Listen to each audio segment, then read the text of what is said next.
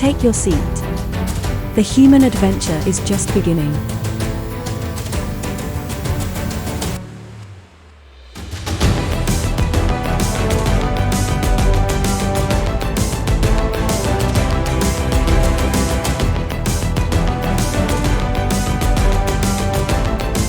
Hi, I'm Scott Knoll, editor and publisher of Dreamforge magazine. We just completed buying about 3/4 of the stories that we'll need for the year, and now we're going to turn our attention to our DreamCasters Writing Group for a story competition, one we hope will bring in some good stories for the second half of 2022.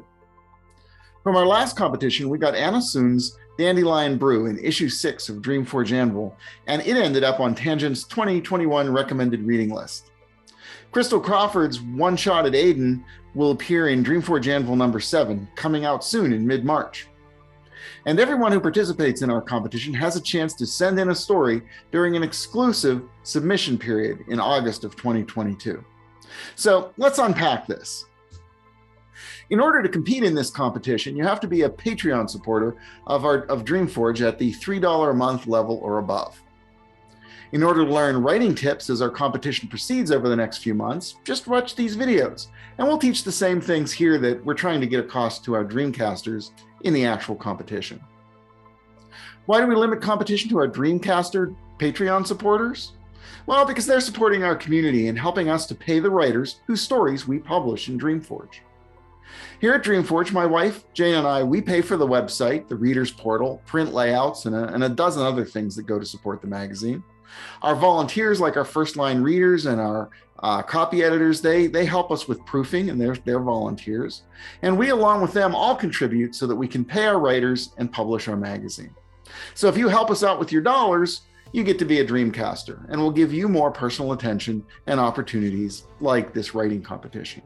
DreamCasters is a Dreamforge discussion group devoted to helping our members improve their writing and storytelling through discussion and sharing expertise. Dreamcaster membership is through Patreon. See the link in the description below. Supporters at $3 per month and above can participate in monthly Dreamcaster meetings, the Dreamforge Discord channel, take part in Dreamcaster writing challenges, and learn from Dreamcaster guest speakers. We have a great time, and you will too. We're calling this one the Great Dreamcaster Bakeoff. Here's why. All of our competitions start with what we call templates. I usually use martial arts analogies about doing patterns and exercises, but this time we'll call it a recipe. We have a recipe, and competitors must follow the recipe for their story. Let's see who bakes the best tale. First, we'll go over the recipe, and then we'll go over how the bake-off will actually work and take place. I decided to style this a little bit after like the Great British Baking Show, in that I really like that show. The competition is very, it's competitive, but it's also collaborative and cooperative and kind of very sweet. It's not like getting voted off the island. It's when someone actually has to, leave the group because they haven't kept the standards up for that time. There's lots of hugging and, that sort of thing, and they're invited back. So it's a very, gentle and supportive contest. And I like that. And that's kind of how we're going to run our bake-off as well when we work with these stories. So let's talk about that for a bit. The first thing I'd like to go over is that there are no perfect story templates or perfect patterns that are, guaranteed to get you published. That's really not how reality works. But there are basically, just like there are in martial arts or just like there are in baking cakes, there are certain moves or there are certain recipes and ingredients that help make things better and help you move along a more professional path and help your product come out better. So that's kind of what we're doing. We had, in our previous competition, we used what we called the robust template, which was just kind of a Latin shorthand for robust, in that it could make a good story, just if you're starting out, it's a good place to start. And that one started with a 7 or 8 point pattern, and instead of interpersonal conflicts, it just started with a challenge that the protagonist had to overcome, and they had to overcome 3 levels of obstacles. It was a try-fail pattern in that particular obstacle. So with our new one, the one we're going to be using in this bake-off, we're calling it the conflict template. It's a little more complex, it's a little trickier to use, but those of our Dreamcasters who went through the first competition should kind of be familiar with it. If any of you are following along, just to follow along, or you want to join Dreamcasters now, you can certainly do that. This is basic enough for everybody to get started with. So what's different here? Well, we're going to complicate things a little bit. For instance, in our previous pattern, the character or your protagonist, we simply wanted you to come up with a weakness for them, and then we would challenge them against that weakness. It could be agoraphobia, or it could be, some cowardice, or it could just some personal weakness that the story was going to press against. This time, we're going to give more options for that. We're going to focus on character motivations instead of a particular weakness. So you can be using things like jealousy, duty, debt, a terrible secret, a vulnerability, guilt, or love. You can be picking from a variety of things that are motivations rather than just a weakness in the character.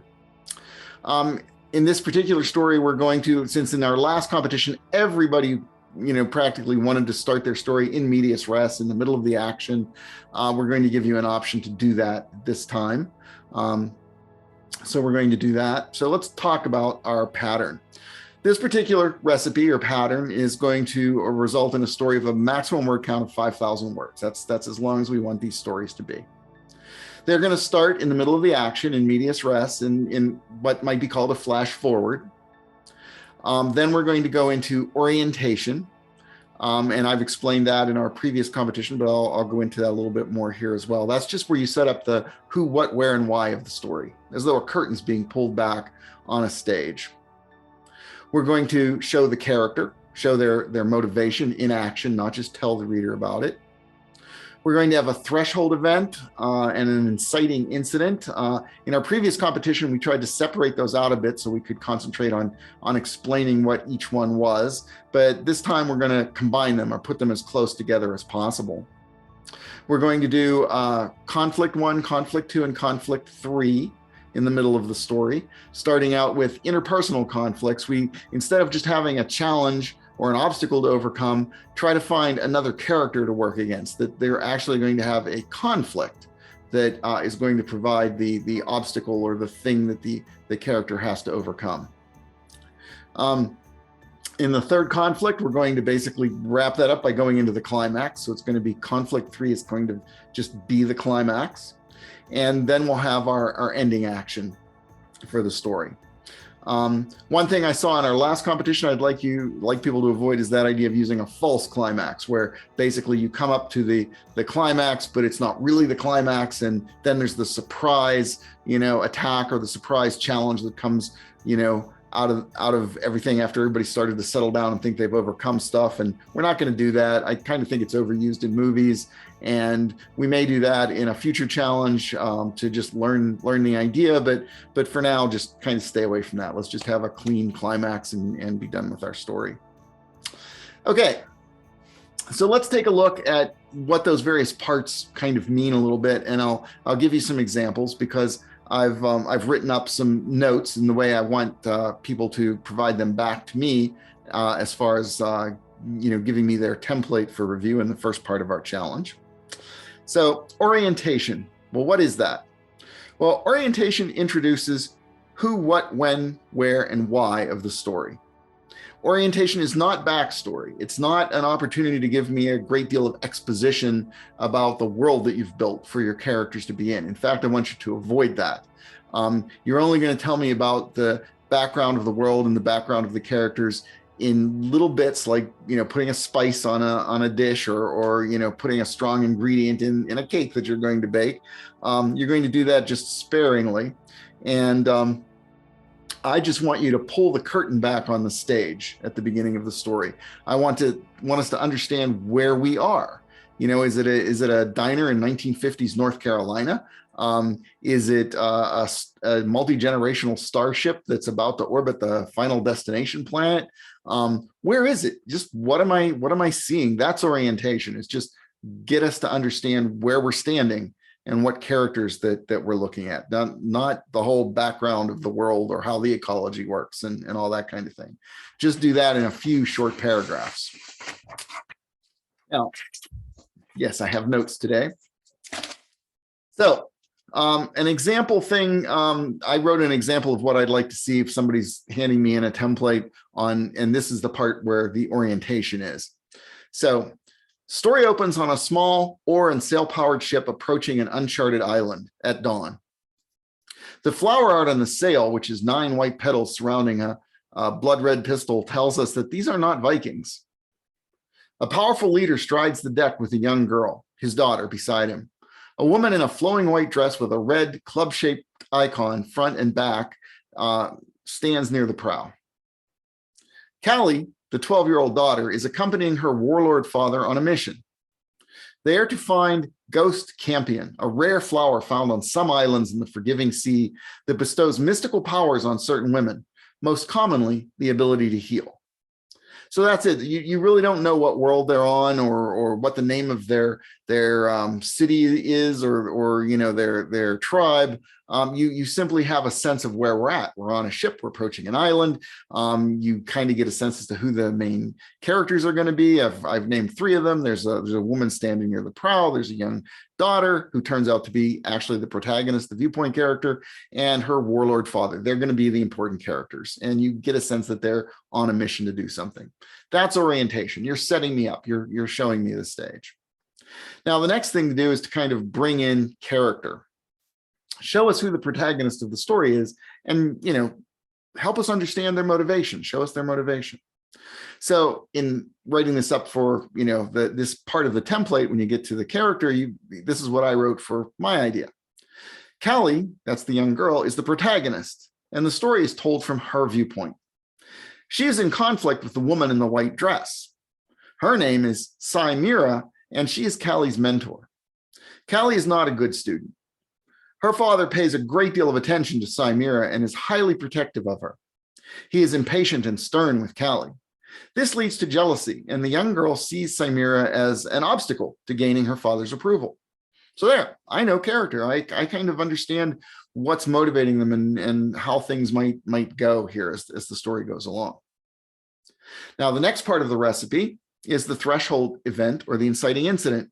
Well, what's that? Well, as we learned in our first competition, that's simply, now I've set the scene. Now I kind of understand what's going on. Something needs to happen that now tells me and story is now underway.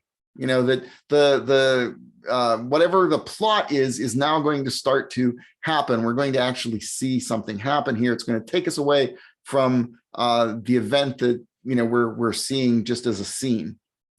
So it should be something out of the ordinary from the orientation scene, and it must happen. It must directly involve the protagonist, drawing them forward into the movement of the story. So here's what I wrote for my threshold inciting incident in the template. For a moment, Callie's father turns his attention to a small cage with a sick animal in it, possibly a rabbit. He scolds Callie for failing to heal it. That was her lesson for the day. And he picks up the cage and he tosses it overboard, showing ruthless temper. Callie makes excuses, blaming Cymera for giving her only dried Ghost Campion to work with. Her father tells her to do something useful and help the first mate lower the sails. As Callie does so, something gets stuck. Knowing she will be blamed no matter what, she takes the opportunity to turn the spar so that the boat will hit the docks and knock Cymera into the water. If you remember, Cymera was standing near the prow. The first mate, who likes Callie, takes the blame. In a rage, the father nearly drowns him, but in the end, Callie's father calms himself and orders Cymera to heal the first mate. And it will take several healing sessions because he's really taking it out on his poor first mate. Okay, now let's move on to our first conflict. Conflict 1. Callie cheats to succeed at a test from Cymera. After making camp, Cymera prepares a test for Callie. The women who can use Ghost Campion to heal are all sensitive synesthetes, and Cymera explains how the scent of Ghost Campion on the wind will lead them to it. The scent of a blossoming plant, Cymera explains, will manifest to Callie as a sound, a vision, a taste, or even a feeling, and that will be her means of activating the healing properties of Ghost Campion for the rest of her life. Cymera has carefully cultivated a plant and by the use of magic and special nutrients has encouraged it to bloom this evening. It's close by and Callie has to find it. That's her test. Now we learn that Callie often fakes her abilities in order to please her father. By reading tells in Cymera's behavior, Callie manages to find the ghost campion, but it is not quite blooming yet and has not released its pollen. So Cymera is suspicious, as she did not pick up the scent herself prior to Callie's feet. She says something about this. Conflict 2. Callie fails at her first important task, and Cymera exposes her failure. They go in search of wild ghost campion. Callie is assigned to lead a party, including her father, up a jungle mountain slope. Cymera takes a party, including the first mate, in another direction. Callie finds nothing. Cymera returns with some ghost campion, showing Callie up. Worse, she confesses to Callie's father that she sensed a great blossoming in the direction she sent Callie. So it should have been easy for Callie. It was set up to allow her an easy success. Instead, it exposed her total lack of talent for the job. That evening, Callie's father mercilessly interrogates her about whether she has allowed a man to touch her. That would have destroyed her gift. The first mate steps in and vouches for Callie's honor. He has closely watched and protected her and always will. This double humiliation of Cymera, showing her up and her father, being suspicious of her behavior, that really sets up Climax, the conflict, the third conflict, and the climax. Because that's how you want things to happen. You want what happens at the end of conflict 1 to kind of lead to conflict 2, and the end of conflict 3, you want the actions or resolutions there to kind of set up the final actions of the story. So conflict 3, Callie fails a second opportunity and falsely testifies against Cymera. The final conflict is a last test for Callie. If she fails, her father has threatened to send her to the brothels. The first mate tries to calm the father, and it works to a degree.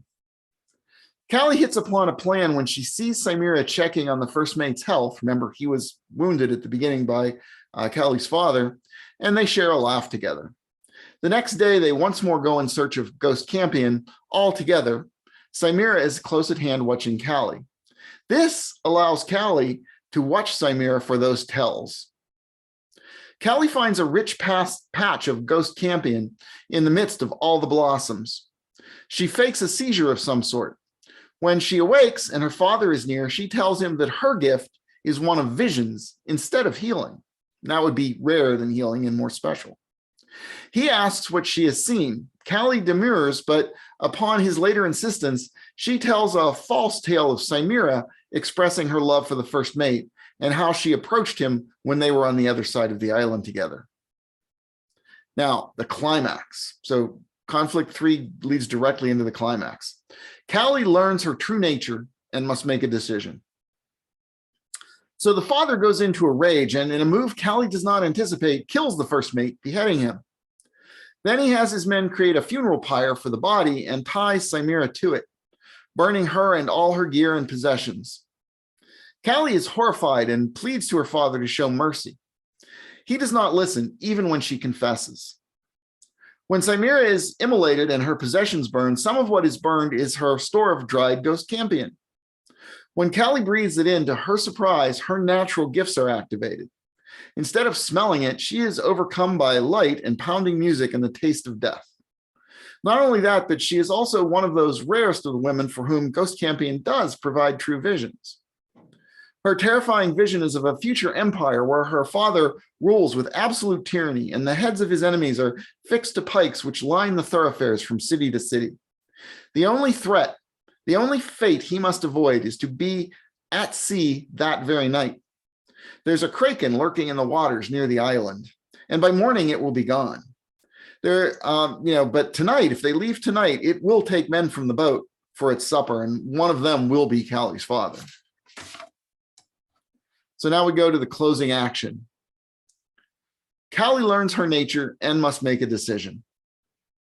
So Callie notices that her father is now highly attentive to her, highly pleased, promising to keep her always by his side to hear her vision. So what did she get? She's got what she wanted at the beginning of the story. She's gotten what she wanted, but the nature of her accomplishment is vivid in her imagination. She tells her father of his upcoming victories and how his enemies will fall by the thousands and the thousands. There's only one thing, she says, he must do to assure it all. She tells him they must leave the island before dark and sail for the setting sun. So you see, she has now had a revelation in what her effect on the world can be, and it's horrified her, and she realizes that she kind of has to betray her father. She has to lead him into that one moment when he can be taken by the Kraken. Now, that's basically the story. Now, one of the things I said was we would start the story in the middle of the action. So we're actually going to do that at the end of the story. We're going to write the entire story, and then we're going to go back and find in the story what that action at the beginning of the story can be if we want to intrigue the reader and pull them in. So, what you should do is look at conflict 3, look at the climax, and see if you can place a section of that at the beginning of the manuscript. So it would have been a mistake to try to write that at the beginning, because we don't know where the story's going or exactly how the climax is going to come out, but we can find it once we've written the story. So I thought we would start the actual manuscript of this story with Callie finding that big patch of ghost campion and wading into it, feeling the proud eyes of her father and the first mate upon her, her body trembling as she begins to fake her seizure. At that point, she's figured it out. She can be a soothsayer, even one that Cymera will never dare to question. So, it's that point where she's really doing the height of her machinations to win her father's approval. Now, one of the things I want to stress here is that is not a story that I had on hand or a plot that I had on hand and I kind of tore it up to try to fit it into the template, or a story I'd written and I thought I can break this up, across this recipe and make it fit. At the beginning, I basically just had the recipe. And just like I expect, all of you, it's just start with, what is that scene? Imagine the curtain being drawn back. That's what I did. I decided, well, let's go with a fantasy. We're on a boat, kind of a Viking boat. What do I see? I'm actually in my imagination looking around and saying, well, what do I see? Who's on the boat? That sort of thing. And one thing then leads to the next. I didn't sit down and plot this out. I essentially worked through the recipe or worked through the steps saying, okay, well, this happened. So when I had that first inciting incident happen and Callie steered the boat into the docks, I didn't know what conflict 3 was going to be. I didn't know how the story was going to end. In this particular case, in this particular exercise, I worked through all those parts, calling on the part before it to try to understand what must happen in the next part. And I want you to try that. It's not how all stories in the world are written. It's not how everybody operates. Lots of people are pantsers, but it's not going to hurt to develop disciplines and to develop exercises, regardless of how you naturally write stories. Every time you essentially strengthen a muscle or learn a new technique or a skill, it's going to benefit you, regardless of what your natural particular abilities are. So the other thing is, in the end, the story that you put in the template may or may not end up being a DreamForge story. I personally don't think this particular one would be. It's a little too dark. It has a little too much betrayal. We've got, essentially a 12-year-old girl who essentially sets up the murder of her teacher and one of her protectors. I think it very much works as a story. I don't think it works necessarily as a DreamForge story. So that may happen in our contest as well. People may come up with good stories that actually work very well and are great stories, and they can submit to other magazines if they don't particularly match, DreamForge, or they may come up with something good for us. So that is essentially what we're talking about as far as the recipe. That's what anyone who participates in the contest is going to try to do. And we're going to break that up over several months of saying, okay, let's see everybody's template. Okay, let's see everybody's first section where we're seeing the orientation and, the character motivation, and, let's go from there. So now what I'm going to do is I'm going to explain a little bit more about the mechanics of the contest itself. Okay, so let's talk about how the great DreamCaster Bakeoff is actually going to function. Remember, to actually be a participant or a contestant, you have to be a Patreon supporter of DreamForge at the DreamCaster level or above. What we're going to do is everyone who wants from that group who wants to participate will, by March 4th is our deadline, to send in the template, the thing, for instance, that I just read. They would basically block out their story in that fashion and send me the templates to evaluate.